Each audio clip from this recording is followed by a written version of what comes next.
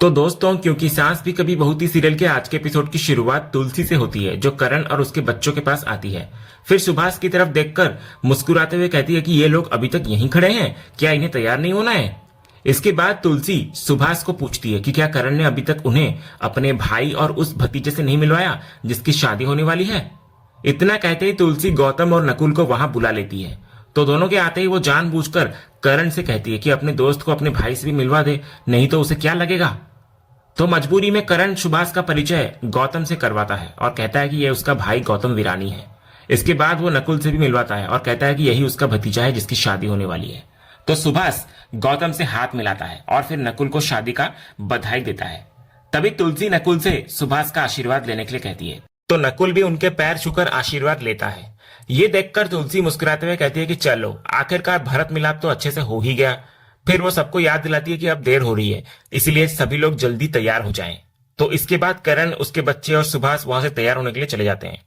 उधर तुलसी गायत्री के पास आकर मुस्कुराते हुए कहती है कि उन्होंने कहा था कि वो सठिया गई है, लेकिन ऐसा बिल्कुल नहीं है। वो कहती है कि वो अपने बेटों को अच्छी तरह जानती है। आखिर में वही हुआ जो वो चाहती थी, पूरा परिवार एक साथ खड़ा नजर आया। दूसरी तरफ शोभा अब भी हैरान होती है। वो कहती है कि उसे अब तक यकीन नहीं हो रहा कि तुलसी ने सच में करण भैया को शादी के फंक्शन में शामिल होने के लिए मजबूर कर दिया। तो तुलसी के चेहरे पर मुस्कान तो होती है, लेकिन अगले ही पल वो गंभीर हो जाती है। वो कहती है कि सच तो यह है कि उसने करण के बिजनेस पार्टनर का इस्तेमाल किया है। अगर घर के हालात ऐसे ना होते तो शायद उसे इतना बुरा महसूस नहीं होता। तो इस पर शोभा तुलसी को समझाती है कि उनकी नीयत किसी का नुकसान करने की नहीं थी। वो खुद हमेशा कहती है कि अगर किसी अच्छे काम के लिए थोड़ा बहुत गलत करना पड़े और उससे किसी का नुकसान भी ना हो तो वो गलत नहीं माना जाता। यहाँ भी उन्होंने किसी के साथ धोखा नहीं किया, बल्कि पूरे परिवार को जोड़ने की कोशिश करी है। इसलिए उन्हें बेवजह गिल्टी महसूस नहीं करना चाहिए। तो शोभा की बात सुनकर तुलसी कुछ पल के लिए भावुक नजर आती है। वो कहती है कि अगर शोभा इतनी ही समझदार हो गई है तो एक बात और बता दे। वो पूछती है, आखिर मिहिर कहाँ है? अपने पोते की शादी में उसे यहाँ होना चाहिए, लेकिन घर का कोई भी मेंबर उसके बारे में बात नहीं करना चाहता। वो एक बार फिर विनती करती है कि बता दे शोभा कि कहाँ है मिहिर। ये सवाल सुनते ही शोभा पूरी तरह चुप नजर आती है। उसके चेहरे पर साफ दिखाई देता है कि वो सच जानती है, लेकिन चाहकर भी कुछ कह नहीं सकती। तभी गायत्री वहां आ जाती है और शोभा से कहती है कि गौतम उसको ढूंढ रहा है। ये सुनते ही शोभा तुरंत वहां से खिसक जाती है। शोभा के जाते ही तुलसी गायत्री को टोक कर पूछती है कि क्या सच में गौतम बुला रहा था, या फिर उन्होंने जानबूझकर शोभा को वहां से भेज दिया ताकि वो मिहिर के बारे में कोई जवाब न दे पाए। लेकिन इससे पहले कि गायत्री कुछ बोल पाती, तभी समायरा, रौनक और गरिमा तैयार होकर वहां आ जाते हैं। उन्हें देखकर गायत्री कहती है कि तीनों बच्चे कितने प्यारे लग रहे हैं। तुलसी भी उन्हें प्यार से देखती है और कहती है कि किसी की नजर न लग जाए, इसलिए वो काला टीका लगा देती है। इतना बोलकर जैसे ही वो अपनी आंखों का काजल लगाने लगती है, समायरा उसे रोक लेती है। समायरा गुस्से में कहती है कि अब वो दादी बनने का दिखावा न करे, क्योंकि उन्होंने अब तक जो किया है वही काफी है। तो तुलसी बिना नाराज हुए कहती है कि उन्हें किसी रिश्ते का दिखावा करने की जरूरत नहीं है, क्योंकि वो सच में उनकी दादी है। फिर वो कहती है कि अगर कोई नाटक कर रहा है तो वो बच्चे हैं जो उन्हें अपनी दादी मानने से इनकार कर रहे हैं, लेकिन ये दूरी ज्यादा दिन नहीं रहने वाली। इसके बाद तुलसी गरिमा और समायरा दोनों से कहती है कि अब चलकर मेहंदी लगवा ले, लेकिन गरिमा तुरंत मना करती है और पूछती है कि क्या सिर्फ उनके कहने पर वो मेहंदी लगवा लेंगी। तब तुलसी मुस्कुराकर बोलती है गरिमा से कि अगर उसके कहने से नहीं मानेगी तो वो अभी करण मामू को बुला लेती है। करण का नाम सुनते ही गरिमा तुरंत मान जाती है और कहती है ठीक है, वो लगवा लेगी मेहंदी। इसके बाद तुलसी समायरा से भी मेहंदी लगाने के लिए कहती है, लेकिन समायरा बहाना बनाती है कि उससे मेहंदी से एलर्जी है। तो तुलसी तुरंत उसकी बात को पकड़ लेती है। वो याद दिलाती है कि 2 दिन पहले तो उसने अपने बालों में मेहंदी लगाई थी, तब उसे कोई एलर्जी नहीं हुई थी, फिर आज अचानक ये बहाना कहां से आ गया। जब समायरा फिर भी टालने की कोशिश करती है तो तुलसी बोलती है कि अगर वो भी नहीं मानी तो उसे सुभाष जी को बुलाना पड़ेगा। तो सुभाष का नाम सुनते ही रौनक बीच में आता है। वो समायरा से कहता है कि बेकार का तमाशा ना करे और चुपचाप मेहंदी लगवा ले। आखिरकार समायरा भी मान जाती है, हालांकि वो एक शर्त रखती है कि वो सबके बीच वहां नहीं जाएगी। तब तुलसी मुस्कुराकर बोलती है कि इस घर में सचमुच चोर से पहले चोर के बाप को पकड़ना पड़ता है। इसके बाद वो मेहंदी लगाने वाली लड़की को वहां बुला लेती है समायरा के पास और समायरा के हाथों में मेहंदी लगाने के लिए कहती है। फिर मुस्कुराकर समायरा रौनक और गरिमा को उनका चैलेंज याद दिलाती है। वो कहती है कि आज मेहंदी लग गई है, अब कल संगीत में डांस भी करना होगा। ये सुनते ही तीनों बच्चे एक दूसरे का चेहरा देखने लगते हैं। किसी के पास तुलसी की बात का कोई जवाब नहीं होता। इधर तुलसी हल्की सी मुस्कान के साथ वहां से चली जाती है और तीनों इधर समझ जाते हैं कि इस बार उनकी हर चाल पर तुलसी भारी पड़ रही है। उधर दूसरी तरफ हम देखते हैं कि सुभाष पूरी तरह तैयार होकर फंक्शन में पहुंच चुका होता है। वैष्णवी को देखकर वो करण से कहता है कि लड़की बहुत प्यारी है। उसको देखकर लगता है कि वो पूरे परिवार को एक साथ जोड़कर रखेगी और इस घर पर कभी कोई मुश्किल आने नहीं देगी। फिर वो भगवान से दुआ करता है कि उसके बेटे को भी ऐसी ही जीवन साथी मिले।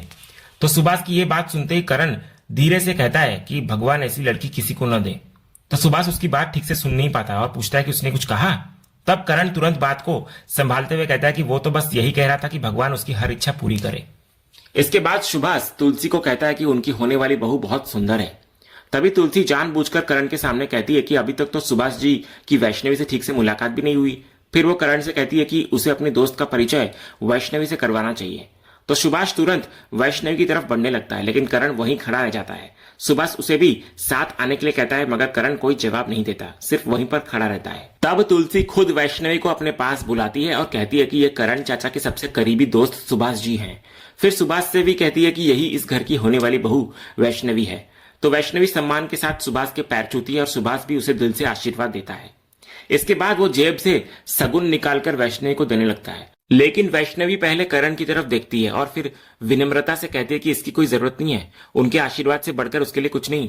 तो सुभाष इधर मुस्कुराकर बोलता है कि यह सिर्फ शगुन है, जैसे करण उसका अपना है वैसे ही अब वो भी उसका अपना है। तभी तुलसी मुस्कुराते हुए कहती है कि अगर सगुन करण चाचा की तरफ से माना जाएगा तो वैष्णवी शायद उसे लेने से झिझकेगी, इसलिए पहले करण ही कह दे कि वो शगुन ले ले।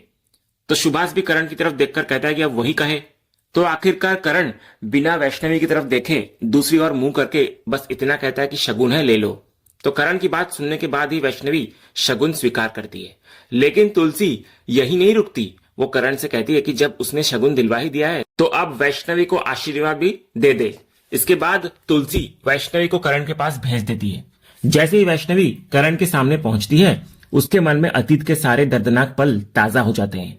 उसे अपने बेटे पार्थ की याद आने लगती है और वही दर्द उसे अंदर से तोड़ देता है। इधर वैष्णवी उसके पैर छूकर आशीर्वाद लेने झुकती है। पहले तो करण बिल्कुल चुप खड़ा रहता है, लेकिन तभी उसकी नजर सुभाष पर पड़ती है। दोस्त के सामने मजबूरी में वो वैष्णवी के सिर पर हाथ रखकर उसको आशीर्वाद देता है। ये पल वैष्णवी के लिए बेहद खास होता है, क्योंकि पहली बार करण ने उसे अपने हाथों से आशीर्वाद दिया होता है। इसके बाद तुलसी मुस्कुराकर सुभाष को कहती है कि बातें करते करते उनका पसंदीदा चाट खाना तो रह ही गया। फिर वो करण से कहती है कि सुभाष जी का मन चटपटा खाने का है, इसलिए उन्हें वहां लेकर जाए। तो मजबूरी में करण सुभाष के साथ वहां से निकल जाता है। और इधर वैष्णवी मुस्कुराते हुए तुलसी को बोलती है कि थैंक यू काकी, आज पहली बार करण चाचा जी ने उसको आशीर्वाद दिया। वो जानती है कि यह आशीर्वाद दिल से नहीं था, लेकिन फिर भी वो आज बहुत खुश है। इस पर तुलसी प्यार से बोलती है कि करण के लिए ये सब बिल्कुल आसान नहीं है वैष्णवी। जब भी वो तुझे और मुझे साथ देखता है तो उसे अपने बेटे पार्थ की याद आ जाती है, इसलिए उसके इस रूखे व्यवहार का बुरा मत मानना। लेकिन मुझे पूरा भरोसा है कि एक दिन ऐसा जरूर आएगा जब करण तुझे पूरे दिल से अपना आशीर्वाद देगा। उधर दूसरी तरफ समायरा के हाथों में मेहंदी लगी होती है। वो पानी पीने के लिए जग उठाने की कोशिश करती है, लेकिन मेहंदी की वजह से ठीक से पकड़ नहीं पाती। उसी टाइम एक लड़का वहां आता है। वो बिना कुछ कहे उसकी हेल्प करता है। जग से पानी निकालकर गिलास भरता है और समायरा को थमाता है। जब समायरा गिलास पकड़ने में भी परेशानी महसूस करती है, तब वो उसमें भी उसकी हेल्प करता है। समायरा फिर पानी पी लेती है और वो लड़का गिलास वापस टेबल पर रख देता है। तभी गरिमा उससे पूछती है कि वो कौन है। तो लड़का अपना परिचय देते हुए कहता है कि आई एम सिड। गरिमा तुरंत पहचान जाती है और पूछती है कि क्या वो सुभाष अंकल का बेटा है। तो सिड मुस्कुराकर हाँ में जवाब देता है। इसके बाद गरिमा अपना परिचय भी देती है और समायरा भी मुस्कुराते हुए अपना नाम बताती है। धीरे धीरे तीनों के बीच बातचीत शुरू हो जाती है और माहौल काफी सहज नजर आने लगता है। ये सब दूर खड़ा साहिल ध्यान से देख रहा होता है। कुछ देर बाद वो करण के पास आकर मुस्कुराकर बोलता है कि क्या उसने एक बात नोटिस करी है कि उनकी समायरा अब सच में बड़ी हो गई है। वो कहता है शायद अब उसकी शादी के बारे में भी सोचना शुरू कर देना चाहिए। करण ये सुनकर हैरान नजर आता है और कहता है कि क्या साहिल पागल हो गया है। तब साहिल सिड की तरफ इशारा करते हुए कहता है कि आखिर इसमें बुराई ही क्या है। लड़का उसके सबसे अच्छे दोस्त का बेटा है, दोनों की उम्र भी लगभग बराबर है और पहली मुलाकात में ही उनकी ट्यूनिंग भी अच्छी लग रही है, इसलिए इस बारे में सोचा तो जा सकता है। लेकिन करण साफ मना करता हुआ नजर आता है। वो कहता है कि सिड का परिवार अमेरिका में रहता है, इसलिए ये रिश्ता संभव नहीं है। फिर वो ये भी कहता है कि समायरा के लिए उसने पहले से ही किसी और लड़के के बारे में सोच रखा है। अगले सीन में घर के सभी लोग तुलसी से मेहंदी लगवाने की जिद करने लगते हैं। शोभा भी मुस्कुराते हुए कहते हैं कि इस बार तो उन्हें डबल मेहंदी लगवानी चाहिए, क्योंकि खुशी एक नहीं बल्कि दो दो है। एक तरफ वैष्णवी की तरफ से और दूसरी तरफ नकुल की तरफ से। सबके बार बार कहने पर आखिरकार तुलसी मेहंदी लगवाने के लिए बैठ जाती है। शोभा इधर मेहंदी लगाने वाली लड़की को बोलती है कि वो अच्छी तरह मेहंदी लगाए, लेकिन तुलसी तुरंत मना कर देती है। वो कहती है कि उन्हें सिर्फ शगुन के लिए थोड़ी सी मेहंदी लगानी है। तभी मेहंदी लगाने वाली पूछती है कि हाथों में साहब का नाम लिखना है, तो उनका नाम क्या है? तो तुलसी धीरे से सिर्फ एक शब्द कहती है और वो होता है मिहिर। मिहिर का नाम लेते ही उसके चेहरे की मुस्कान गायब हो जाती है। अगले ही पल उसे मिहिर के साथ बिताए हुए पुराने दिन याद आने लगते हैं। फिर उसकी आंखों के सामने जेल का वो खत भी घूम जाता है, जिसमें मिहिर ने साफ लिख रखा था कि अगर वो ये उम्मीद कर रही है कि वो उससे मिलने आएगा तो ये उम्मीद वो छोड़ दे, क्योंकि अब वो उसका चेहरा तक देखना नहीं चाहता। ये सब याद आते ही तुलसी का दिल भर आता है। वो बिना कुछ कहे वहां से उठकर चली जाती है। शोभा ये सब चुपचाप देख रही होती है और समझ जाती है कि मिहिर का नाम सुनते ही तुलसी फिर से टूट गई है। उधर तुलसी सीधे किचन में चली आती है। वहां महाराज जी उनको देखकर कहते हैं कि अगर आज साहब यहाँ होते तो बात ही कुछ और होती। वो आज भी उन्हीं को याद कर रही है ना। तुलसी दर्द भरी आवाज में कहती है कि उसे ऐसा लग रहा है जैसे इस पूरे परिवार में सिर्फ वही है जिसे मिहिर की याद आ रही है, बाकी किसी को तो जैसे उसकी कोई परवाह नहीं है। फिर वो महाराज जी से कहती है कि घर में क्या चल रहा है इसकी खबर सबसे ज्यादा उन्हें ही रहती है। जब घर का कोई सदस्य उसे कुछ बता नहीं रहा तो कम से कम महाराज जी ही सच कह दें कि मिहिर आखिर कहाँ है। लेकिन महाराज जी मजबूरी जताते हुए कहते हैं कि इस सवाल का जवाब उसके पास नहीं है। यह सुनकर तुलसी तुरंत बोलती है कि उसे यकीन नहीं होता कि महाराज जी भी उससे झूठ बोलने लगे हैं। वो कहती है कि 10 साल का फासला इतना बड़ा भी नहीं हो सकता कि आज सब सच जानते हुए भी उससे छिपाए। उसे पूरा विश्वास है कि इस घर में हर किसी को मिहिर के बारे में पता है, लेकिन कोई भी सच बताने को तैयार नहीं है। फिर वो भावुक होकर बोलती है कि वो जानती है कि मिहिर उससे बहुत नाराज है और शायद कभी उसे माफ भी ना करे, लेकिन आखिर ऐसी कौन सी बात है कि कोई उसका नाम तक लेने को तैयार नहीं है। आखिर में तुलसी साफ शब्दों में कहती है कि अगर पूरे घर ने चुप रहने का फैसला कर लिया है तो भी वो अपने सवालों के जवाब ढूंढना बंद नहीं करेगी। वो खुद पता लगाकर रहेंगी कि मिहिर कहाँ है और आखिर उससे इतना बड़ा सच क्यों छिपाया जा रहा है। तुलसी की ये बात सुनकर महाराज जी बिना कुछ बोले वहां से चले जाते हैं, लेकिन उसे यह नहीं पता होता कि थोड़ी दूर पर खड़ा करण उनकी पूरी बातचीत सुन चुका है। अगले सीन में पूरा परिवार डाइनिंग टेबल पर बैठकर खाना खा रहा होता है। सुभाष भी सभी के साथ बैठा होता है। खाना खत्म होने के बाद जब मिठाई परोसी जाती है तो सुभाष कहता है कि अब उससे और खाया नहीं जाएगा क्योंकि उसका पेट भर चुका है।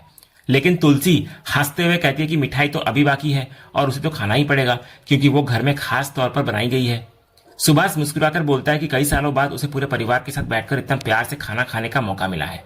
ऐसा माहौल सिर्फ भारत में ही देखने को मिलता है। फिर वो तुलसी का धन्यवाद करते हुए कहता है कि अगर उन्होंने उसे घर नहीं बुलाया होता तो वो होटल में अकेले बैठा खाना खा रहा होता और इतना अच्छा समय कभी बिता नहीं पाता। तुलसी मुस्कुराकर बोलती है कि आज तो सिर्फ शुरुआत है, असली मजा तो कल संगीत में आएगा क्योंकि समायरा, गरिमा और रौनक तीनों जबरदस्त डांस करने वाले हैं। ये सुनते ही तीनों बच्चे एक दूसरे की तरफ हैरानी से देखने लगते हैं। तभी तुलसी रौनक की तरफ देखकर सबके सामने कहती है कि अगर पहले ही सब बता देती तो सरप्राइज कैसे रहता।